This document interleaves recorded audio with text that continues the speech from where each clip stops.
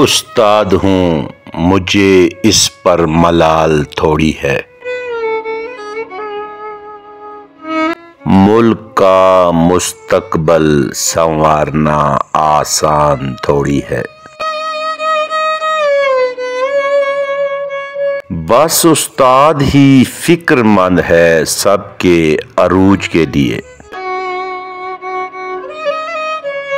यहाँ किसी को किसी का ख्याल थोड़ी है। मज़ा तो तब है किसी खाक के ज़र्रे को मुनव्वर कर दो।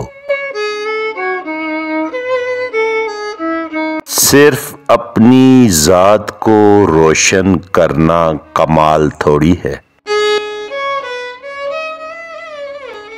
मिटाना पड़ता है खुद को कौम की तरक्की के लिए।